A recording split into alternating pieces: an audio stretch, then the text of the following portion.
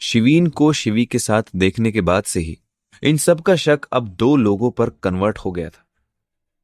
पहला कबीर और दूसरा शिवीन।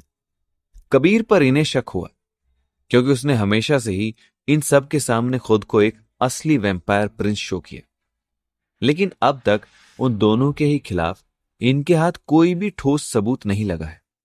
कबीर और शिवीन दोनों के ही शरीर से ब्लू ब्लड बाहर नहीं निकला, साथ ही आग और खून देखकर भी दोनों में से किसी की भी रियल आइडेंटिटी बाहर निकलकर नहीं आई, जिससे अब इन सब का गुस्सा भड़का हुआ था। लव ने वापस अपनी बात जारी रखते हुए कहा, तुम एक बात बताओ सेनापति काल, तुम्हें आग लगाने की क्या जरूरत थी? काल ने कहा, क्योंकि अचानक आग देखकर हर वैम्पायर अपने असली रूप में आ जाता है। यह सब सुनकर नील ने हैरानी से कहा, क्या आग? तो डैड, अब क्या आप सब कुछ इस तरह से बर्बाद कर देना चाहते हैं? लव ने सीरियस होकर कहा, देखिए, मुझे आप सबकी नॉनसेंस बातें सुनने में कोई भी इंटरेस्ट नहीं है और ना ही मुझे इस पर अब कोई आर्गुमेंट्स चाहिए। उन सब से अब मैं खुद ही मुलाकात करूंगा, इसे मैं अपने तरीके से हैंडल कर लूंगा। आप सब बस इसके आगे अब शांत ही रहना। इतना कहकर वो उठकर काल के सामने चला गया और कहा, पुअर डैड, वो वैम्पायर अब इतने भी कोई बेवकूफ तो नहीं है जो बस दाना डालने पर ही फौरन हाजिर हो जाएं। क्या आप इतने समय से इन पृथ्वीवासियों के साथ रहकर इतना भी नहीं समझ सके? यहां पर हर शख्स के कई चेहरे हैं। ओह कम ऑन ओल्ड वुल्फ, अब तो आप अपनी सालों पुरानी नींद से जागो। इतना कहकर वो इविल स्माइल पास करता हुआ उस जगह से बाहर निकल गया। उसे जाते ही सबने गहरी सांस ली। मेघा ने उन दोनों पर भड़कते हुए कहा, आप दोनों प्लीज उसे कुछ समझाया करो, वरना उसकी जान से पहले मैं आप में से किसी एक की जान ले लूंगी।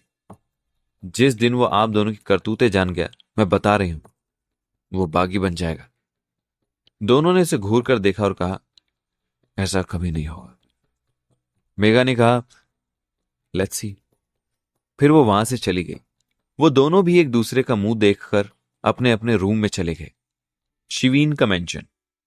नीचे डाइनिंग एरिया से खाने की भीनी भीनी खुशबू अब पूरे ही मेंशन में महकने लगी थी, जिसे सूंघकर ही शिवी जल्दी से स्टेयर से उतरकर डाइनिंग टेबल की तरफ भागती हुई चली गई। उसने डाइनिंग टेबल के पास जाकर देखा, सामने घर का मुखिया शिवीन अपने हाथों में मेडिकल किट पकड़कर बैठा हुआ था, जो दिखने में एक सुंदर ब्लैक स्वान की तरह लग रहा था, और वो शिवी को ही घूर रहा था। शिवी की एक हल्की सी नजर शिवीन से हटकर उसके हाथ पर चली गई। शिवीन ने अपने हाथ में एक बड़ा सा इंजेक्शन पकड़ा हुआ था। शिवी ने स्माइल करके कहा, देखो मैं आ गई। लेकिन ये इंजेक्शन तुम यहां क्यों लेकर आए हो? कबीर तो ऊपर सो रहा है। अच्छा, मैं खाना खाती हूं। वैसे क्या बनाया तुमने? अब क्या ये आलू और मटर है? वाह, क्या खुशबू है। वो बड़े ही प्यार से खाने की सुगंध ले रही थी। शिवीन ने उसे देखकर कहा, पहले तुम ये टिटनेस का इंजेक्शन लगवा लो। गाड़ी में बस अब एक ही बचा हुआ था और उस उल्लू को तब उसकी ज्यादा जरूरत थी, लेकिन इसका यह मतलब बिल्कुल भी नहीं है कि तुम्हें इसकी कोई जरूरत नहीं। अब इसे जल्दी से लगवा लो, वरना तुम्हें इन्फेक्शन हो जाएगा। इसके साथ ही वो वहां से उठने लगा। शिवी ने उसे घूर कर कहा, तो वो सब प्यार भरी बातें तुमने मुझे सिर्फ इस तरह से टॉर्चर करके मारने के लिए की थी क्या? इससे अच्छा होता तुम मुझे सीधा गोली से ही मार देते। खबरदार, जो तुमने मुझे इंजेक्शन लगाने की कोशिश भी की तो। नहीं नहीं नहीं नहीं, प्लीज। ये सब कहते हुए वो अब डाइनिंग टेबल पर बैठना छोड़कर मेंढक के बच्चे की तरह इधर से उधर फुदक रही थी। शिवीन ने कहा, कम ऑन शिवानी, बच्चों की तरह हरकतें मत करो। देखो, रुक जाओ। वो भी इंजेक्शन लेकर उसके पीछे पीछे दौड़ने लगा। शिवी ने डाइनिंग टेबल से खाली बर्तन उस पर फेंकते हुए कहा, पहले तुम मुझे पकड़कर तो दिखाओ। शिवीन ने गर्दन झुकाकर खुद का बचाव करते हुए कहा, शिवानी जिद मत करो, ये जरूरी है। शिवी ने चीखते हुए कहा, तो तुम भी जिद मत करो, मुझे इस तरह से नहीं मरना। दूर फेंको उसे, वरना मैं यहां सब कुछ तबाह कर दूंगी। दूर करो, दूर करो। शिवीन ने परेशान होकर कहा, अच्छा है, इस मेंशन के आसपास दूर दूर तक कोई फैमिली नहीं रहती। वरना इस नॉइस पॉल्यूशन के चलते सीधा तुम पर कोई केस कर देता। शिवी ने चिल्लाकर कहा, जो भी हो, अ, तुम भी तो जेल में होते ना, मुझे इस तरह से टॉर्चर करने के जुर्म में।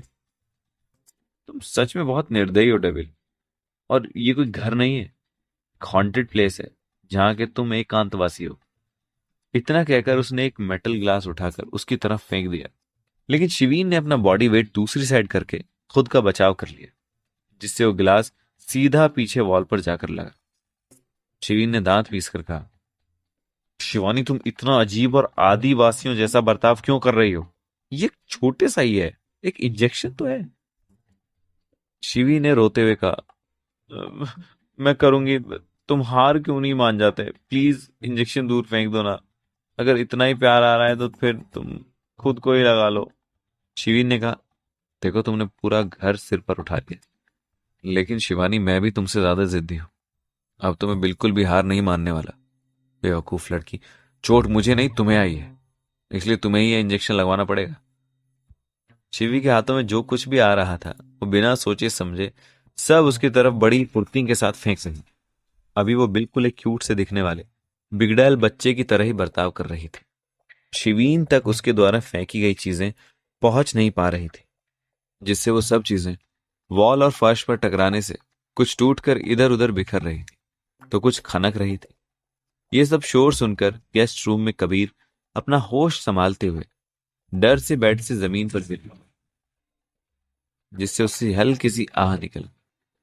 उसने अपना सिर पकड़ लिया और वह चारों तरफ नजर घुमाकर देखने लगा। यह कमरा उसे बिल्कुल एक डरावने से भूत बंगले का हिस्सा लगा, जहां लाइट्स की व्यवस्था के नाम पर कैंडल्स ही मौजूद थी। क्या उन दोनों ने मुझे मार दिया है? मैं अब समझा। आखिर जुबली हिल्स के मार्केट में कैंडल्स आते ही खत्म होकर कहाँ जाते थे। कभी कभी शहर के छोटे बच्चे तो अपना बर्थडे तक मोमबत्ती के बिना ही मनाना पड़ता है, और यहाँ तो मेला लगा हुआ है। कबीर मन ही मन ये सोचकर हैरान हो रहा था कि तभी उसे एक आवाज और सुनाई दी, जिससे वो पूरा कांप गया। उसे लगा मानो वो चीज आकर सीधा उसे ही लगी है। वो हड़बड़ाकर बड़ी ही मुश्किल से अपनी जगह से उठकर फिर वो उस नॉइस का पीछा करता हुआ रूम के डोर तक पहुंचा। तभी डोर पर दो नन्हे से लिजार्ड महाराज की पहरेदारी देखकर वो उछलकर दो कदम पीछे हट गया। उन्हें देखकर उसकी आंखों का साइज बढ़ गया और वो सोच में पड़ गया, अगर सच में ये उसी गुस्सैल आदमी का घर है तो यहां बेचारी शिवी किस तरह से रहती होगी। आखिर वो मुझ जैसे एक डैशिंग मैन को छोड़कर एक अजीब से प्राणी से प्यार भी कैसे कर सकती है? शिवी, तुम्हारी चॉइस सच में बहुत अजीब है। वहीं बाहर आवाज बस बढ़ती जा रही थी। सुनकर ऐसा लग रहा था जैसे कोई घर ना होकर एक कबूतर खाना है, जिससे कबीर डर डर कर धीरे धीरे स्टेप्स लेकर उस रूम से बाहर निकल गया। अब तो लिविंग एरिया में शिवीन के आदमी भी आ गए थे, लेकिन शिवी ने उनके आने से पहले ही लगभग सारे ही खाली बर्तन तोड़ फोड़ दिए थे। शायद ही अब कुछ गिने चुने बर्तन घर में मौजूद थे, क्योंकि ये बर्तनों को छोड़कर अब फ्लावर पॉट तोड़ने लगी थी। शिवी हर उस चीज को उठाकर पटक रही थी जिसका भार वो उठा सके। तो देखकर ऐसा लग रहा था जैसे उस पर आज साक्षात महाकाली जी अवतरित हुई हैं, जो महादेव जी के काबू से भी बाहर है। शिवी ने उन सबको उंगली से ट्रिगर करते हुए कहा, तुम सब के सब मुझसे दूर रहो, वरना सब के सब कल सिटी हॉस्पिटल के आईसीयू में पाए जाओ। क्या शर्म नहीं आती? एक नन्ही सी जान के लिए तुम तीन तीन बॉडी बिल्डर आए हो। This is not fair. ये कहकर वो झूठ मूठ कर रोने लगी थी। शिवी ने एक इशारा किया तो शिवीन के आदमी जहां पर खड़े थे वहीं पर अपनी अपनी गर्दन झुकाए खड़े हो गए। इतने में ही शिवी ने एक मेटल का बाउल उठाकर निशाना लगाते हुए कस कर शिवीन की तरफ फेंका, जो सीधा जाकर उसके माथे से लगकर नीचे फर्श पर गिरकर आवाज करने लगा। यह आवाज इतनी खतरनाक थी जिसे सुनकर शिवी के रोंगटे खड़े हो गए। उसका बाउल फेंकने वाला हाथ ऊपर हवा में भी झूल ही रहा था और वो अपनी जगह पर पूरी बर्फ की तरह ही जम गई थी। उसकी बॉडी में दहशत से एक अजीब सी झुंझुनाहट हो रही थी। माथे पर अकारण ही पसीने की बूंदें उभर कर आ गई थी। वो विदाउट ब्लिंकिंग शिवीन को देख रही थी। शिवीन ने अपना एक हाथ अपने माथे पर रखा था तो दूसरे से उसने इंजेक्शन को अब भी होल्ड किया हुआ था। इन सब के बाद उसके तो मुंह से कोई शब्द ही बाहर नहीं निकल रहे थे। वो अपनी खा जाने वाली नजरों से उसे बस घूर कर देख रहा था, और उसके जानलेवा एक्सप्रेशन देखकर ही शिवी की हालत पूरी डाउन हो गई थी। सेकंड फ्लोर के स्टेयर्स के कोने पर खड़ा कबीर बहुत मुश्किल से अभी अपनी हंसी दबाते हुए बहुत ध्यान से यह नजारा देख रहा था। शिवीन ने इस बार कोई भी गुस्से वाला एक्सप्रेशन नहीं दिया और बड़े ही आराम से कहा, मैं लास्ट टाइम कहूंगा, मुझे मजबूर मत करो, चुपचाप इधर आओ। तुम्हें और उग्रवादी बनने की जरूरत नहीं। सोचो अगर मैं अपनी पर आ गया तो। इतना कहकर वो चुपचाप लिविंग एरिया के सोफे पर जाकर किसी राजा की तरह बैठ गया। उसने अपने आदमियों को भी इशारे में ही सब कुछ जल्दी साफ करने को कहा, जिसके बाद उसके आदमी ने सारी टूटी फूटी चीजों को आसपास से हटाकर उस जगह को साफ कर दिया और वहां से चंद मिनटों में ही चले गए। शिवी उसे देखकर सच में डर गई थी। उसने डर कर कहा, देखो मैंने सब कुछ जानबूझकर नहीं किया। शिवीन विदाउट एनी रिएक्शन उसे ही घूर रहा था। शिवी अपने बुझे हुए चेहरे के साथ अपने नन्हे नन्हे कदम उसकी तरफ बढ़ा रही थी। उसने मन में कहा, ओह नो, मुझे जिस भी चीज से सबसे ज्यादा डर लगता है, इस डेविल को उस हर एक चीज की भनक पहले से ही कैसे लग जाती है। पहले वो लिजर्ड, अब वो इंजेक्शन। नहीं नहीं गणपति बाबा, मुझे इस तरह से नहीं मरना है। प्लीज प्लीज कोई चमत्कार करो। वो अपनी आंखों को बंद करके अपने दोनों हाथों को आपस में जोड़कर प्रेयर करती हुई धीरे धीरे चल रही थी। तभी अचानक नीचे फर्श पर बिछी हुई मैट से उसका पैर उलझा और उलझने के कारण वो लड़खड़ाते हुए नीचे गिरने लगी। तभी शिवीन, जो इतनी देर से सिर्फ उसे ही देख रहा था, वो जल्दी से भागता हुआ उसके पास आया और उसने गिरने से पहले ही उसे अपनी बाहों में थाम लिया। ये सब कुछ इतनी तेजी में हुआ कि शिवी को अपनी आंख खोलकर देखने तक का मौका नहीं मिला था। उसके लिए तो ये वक्त वहीं पर थम सा गया था और शिवीन ने इसी मौके का फायदा उठाकर उसे इंजेक्शन लगा दिया और जल्दी से इंजेक्शन लगी हुई जगह पर कॉटन बॉल रखकर प्रेस कर दिया। एक चीख के साथ ही शिवी की बंद हुई आंखें खुल गई और उसकी आंखों में आंसू आ गए थे, जिसमें शिवीन के लिए सिर्फ और सिर्फ गुस्सा भरा हुआ था। शिवीन का पूरा चेहरा बहुत ज्यादा कोल्ड लग रहा था।